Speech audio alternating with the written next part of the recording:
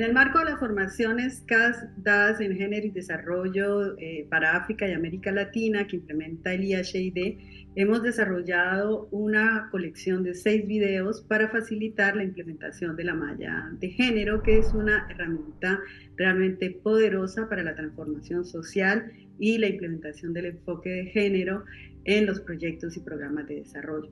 Les invitamos a descubrirlo. Taking sanitation as an entry point, the Overdue project sought to understand why gender inequality keeps on being perpetuated on a daily basis across African cities. The web of institutionalization, developed by Professor Karen Levy, was a critical resource in that respect. It helped us, on the one hand, to understand the key power points where these inequalities are rooted, but also to find ways of developing actions and strategies that can transform these inequalities.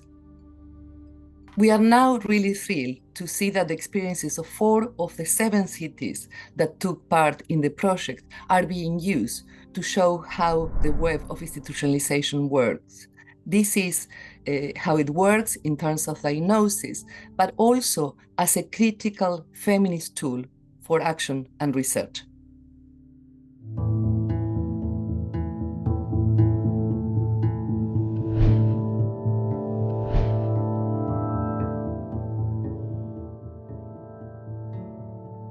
Comment analyser le genre dans la sphère opérationnelle ?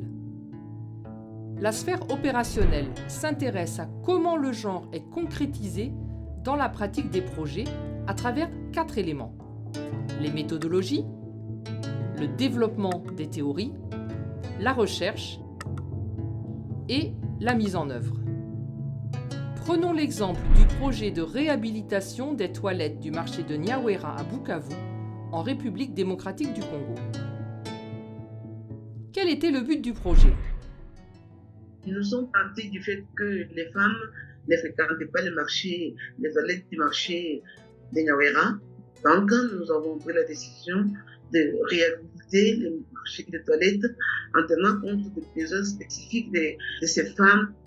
Alors, nous avons réalisé ce projet de toilettes assainies et genrées. Il fallait alors que nous nous lancions dans ce projet ici, surtout pour sensibiliser les autorités, pour leur montrer que les toilettes sont vraiment essentielles pour les femmes au niveau des quartiers populaires.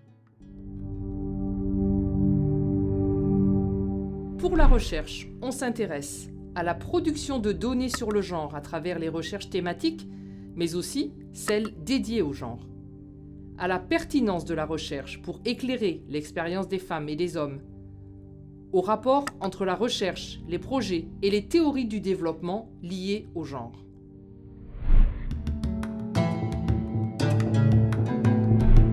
La recherche avait d'abord montré que dans la ville de Bukavu, il n'y a pas vraiment de toilettes publiques. Et ce sont les femmes qui sont les plus grandes victimes de cette absence de toilettes. Et ces toilettes n'étaient pas du tout genrées. Les femmes ont des besoins spécifiques, par exemple quand elles ont des menstrues, elles ont besoin d'eau, elles ont besoin de savon, et elles ont besoin de bacs pour jeter du linge. Alors, tout cela manquait.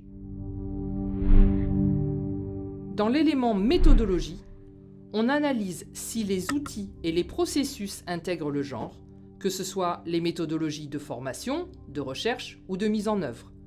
On regarde aussi comment s'articulent méthodologie et théorie.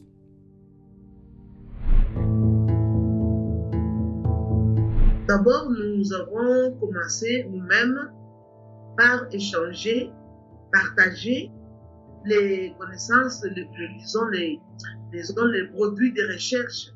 Par exemple, il y avait un nombre de femmes qui avaient dit que voilà, pour accéder aux toilettes, il y a des tas d'immondices. Et nous leur avons montré cela en images. Les théories sont un pilier du système. Dans théorie, on analyse la présence ou l'absence du genre dans les concepts et théories dominantes du champ dans lequel on intervient. L'impact des théories sur les méthodologies, la recherche, les projets, et on se questionne sur comment ces concepts et théories doivent et peuvent évoluer au contact du genre.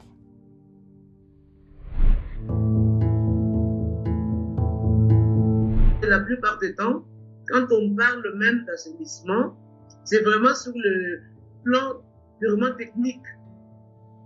Les problèmes des femmes ne sont pas vraiment abordés. Et quand je parle des problèmes des femmes, je vois par exemple les problèmes des tabous, les problèmes des stéréotypes, les problèmes des préjugés, les problèmes des droits des femmes. Et quand on parle bien entendu d'assainissement, tout cela n'est pas pris en considération. Voilà pourquoi nous avons lutté pour que les problèmes de genre soient quand même pris en considération, surtout sur le plan féministe. La mise en œuvre des programmes et projets est au cœur de la toile. Autour de cet élément, on analyse un faisceau de liens au prisme du genre.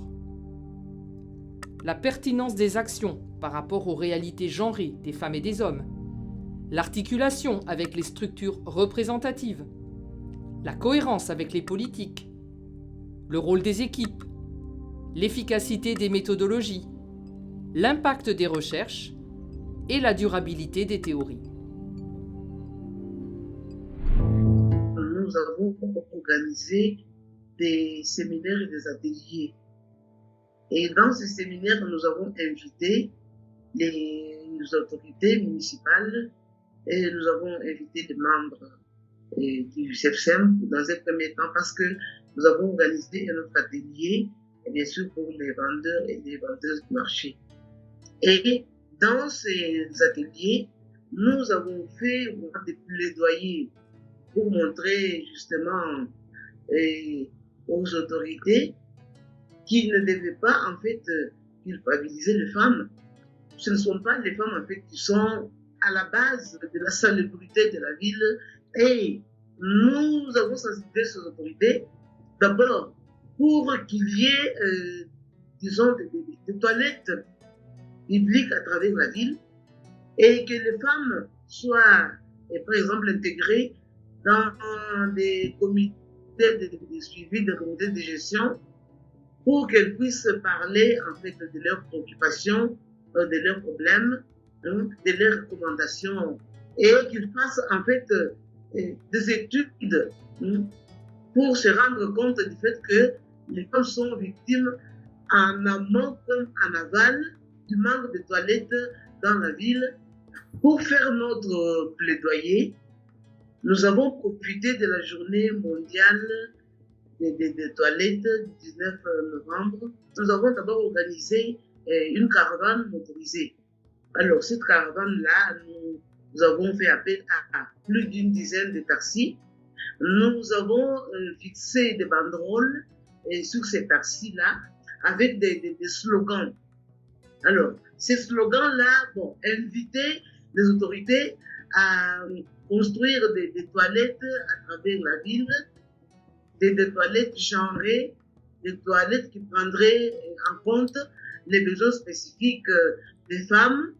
Et dans ces slogans-là, nous demandions aussi à la population de pouvoir savoir se servir des toilettes qui existent encore, qui sont au niveau des marchés. Nous demandions, bien entendu, à la population de ne pas faire leurs besoins à l'air libre. Et nous avons déposé un document de plaidoyer à la mairie.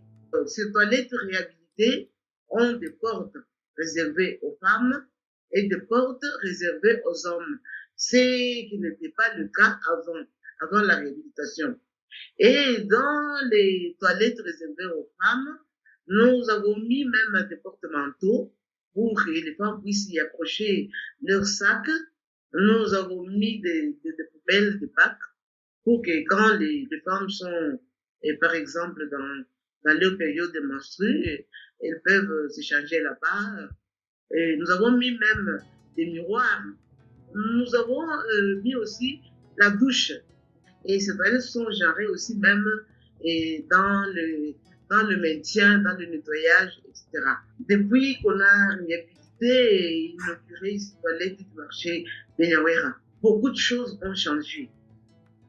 En premier lieu, ces femmes-là qui avaient de la réticence pour fréquenter ces toilettes, elles y vont maintenant sans beaucoup de problèmes. Et il y a maintenant aussi beaucoup plus d'hommes. Les femmes elles-mêmes, hein, elles disent que, bon, voilà, les toilettes sont tellement propres qu'elles n'ont plus peur d'attraper des maladies infectieuses, des maladies de voie génitale. En ce qui concerne nos relations et la collaboration avec la municipalité, et je peux dire que les choses évoluent plutôt dans le bon sens. Ils ont compris quand même que c'est leur responsabilité de veiller sur ces toilettes-là.